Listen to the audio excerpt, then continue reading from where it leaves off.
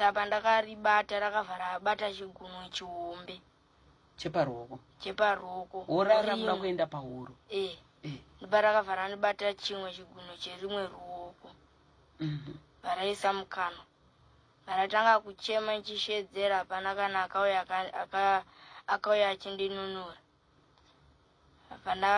pandariruma mhino pandakaruruma mhino takatomboita chinguwa rakaruma wakabata wakangoriti ngapa mhino ndopa rakazosiya ini ndopa ndakarisiya varachema varasumuka varadzokera kwanga rabva. Saka wabva ipapo ndopo wakakwanisa kufamba ukadzokera kumba?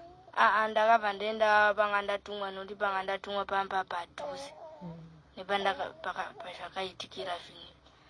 Saka panguva yese pawairwisa uchichema hapana kana kazvinzwa? Hapana. Wasvika kwawakatumwa apa wangoribuda ropa? Ndopa wakandigeza chironda chacho vondisa vhinika. Wakatovaudza kuti ndarumwa negava?